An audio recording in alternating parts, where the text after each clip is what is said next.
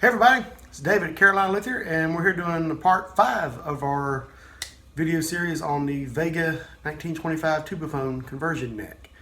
If you remember from the previous videos, what we're doing here is we have a 1925 Vega style M Tubaphone Tenor Conversion. The original conversion neck was pretty crude, poorly made, and the owner just doesn't like the feel of it, so we are making a whole new neck. Going to be a short scale mahogany neck with a frailing scoop, because that's what the customer requested, and a little bit bigger neck profile. And in the first several videos, we have took the banjo apart, we constructed a neck blank, milled it down to shape, added truss rod, and in the last one we got our shape cut out on the bandsaw. You can see we have a nice Vega headstock shape, and our profile this way. But this is still square. This looks more like a dobro neck right now. So next thing we get to do, this is the fun part, we want to shape this, make this actually feel like a neck. Now you can't just take a rasp and start hogging off wood like a beaver. There's a meticulous process to this, to do this and to keep it straight. Now a lot of people will use radius gauges and keep a certain shape as they go. I prefer to do this by feel, but that's not saying I'm not laying everything out. There's a process here where I will measure and take things down a little bit at a time, meticulously, but also going by feel and constantly running my hand up and down it and feeling it as I go. And the way I learned to do this is I'm also a gunsmith as well as a luthier. I was a gunsmith before I was luthier. Now I kind of focus on restoration with the gun end, and this has kind of took over as my main line of work. But I'm going to be doing this, taking this down the same way I was taught how to shape a gun stock. So everybody does this a little bit differently. This is the way I like to do it. I can do it pretty quick, and results are always good. Everybody always loves the way the necks feel that I make. So we'll get this in the vise, get the rasps out, and we'll go ahead and get started. Okay, we have our neck clamped in the vise, and we have our first cut laid out. And the way I like to do this is I'll take this down in flats. You can see I have marked a line 1/4 inch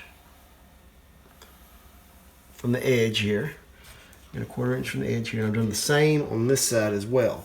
And we're going to take a rasp, a very coarse rasp, and we're going to take it down to that line. And then once I do that, on each side, I'll then run my hand up and down the neck and feel where I need to take off. And I'll do the same thing again. We'll draw a line a certain distance from the edge. It'll be a little bit different every time. Just what I feel like it needs to be. Where I feel pressure on my hand as I grip it, where wood needs to come off. And we'll take a flat off. It'll be a little bit different amount every time. We'll just keep taking corners off until you end up with a neck that is almost the right shape but kind of octagonal. And we'll do this symmetrically. What I do on this side, I do the exact same thing on this side. And also you need to always be mindful of our center line, which we have one built in. If not, I would have had to have drawn one, to make sure we do not take any wood off the center so we don't lose our height, because this is the thickness that I want. I don't want this to get any thinner as we're cutting. So we're going to take a rasp, we're going to take this corner off and this corner off. And then I'll run my hand up and down the neck, feel it, and see where the next corner needs to be. So we'll go ahead and do that.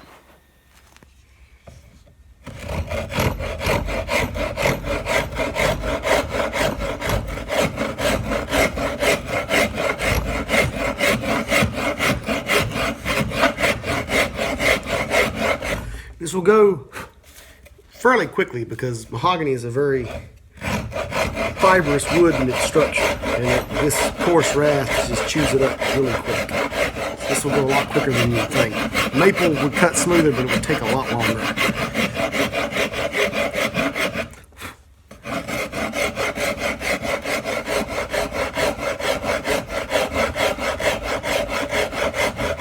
I'm just taking this down to the line on either side. I know I have a nice straight even cut.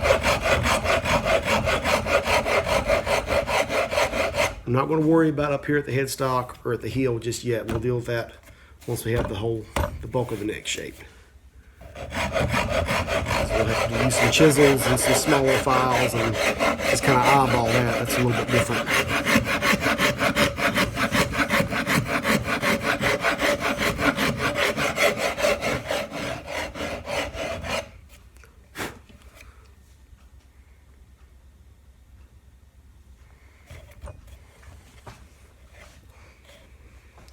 this side done, I'll do the other side.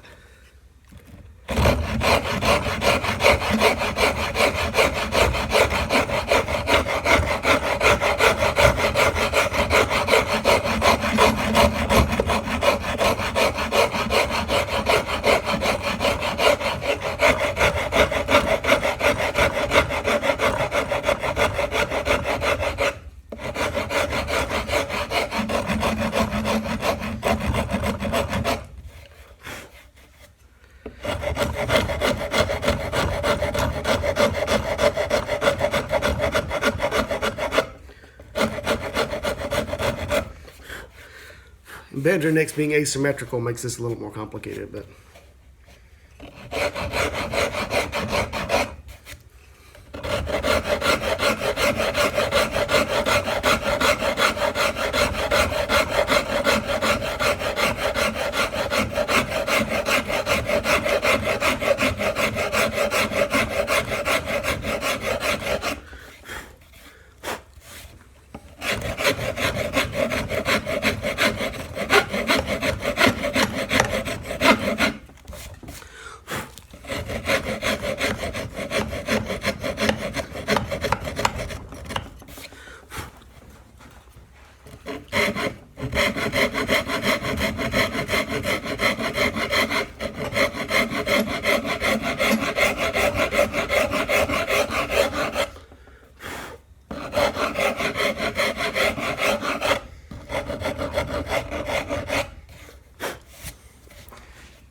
that's our first flat.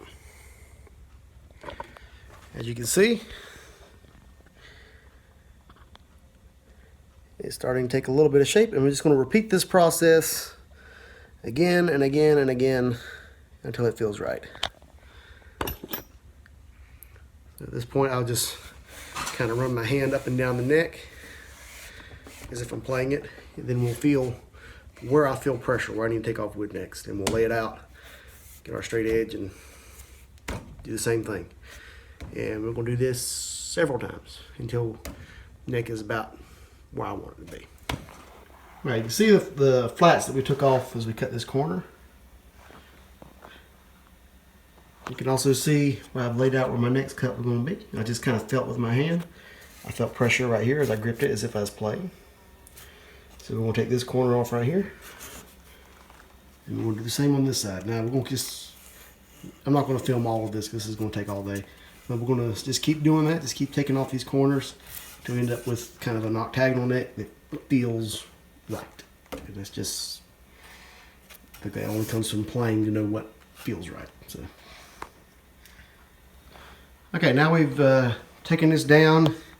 The big long flat sections, we just about have the feel that we want. We have a slight V contour here that kind of flattens out as it widens at the 5th fret. That's kind of the way I like it. I'm not shooting for any specific shape, I'm just kind of going by feel.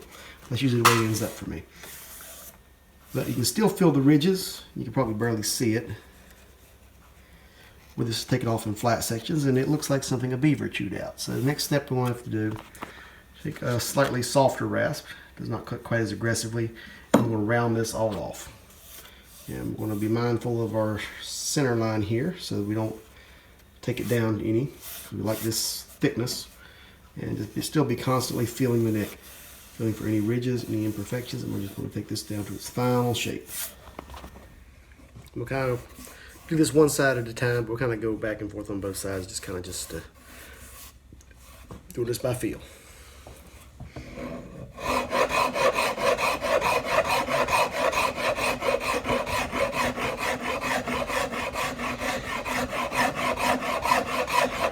I'm also being mindful of the edge of the fretboard here. I don't want to take any wood off the fretboard because it'll be pretty much flat right here because we need a good guide when we do our binding for the router bit. We'll do that later. So we want to flatten out by the time it actually gets to the edge of that fretboard.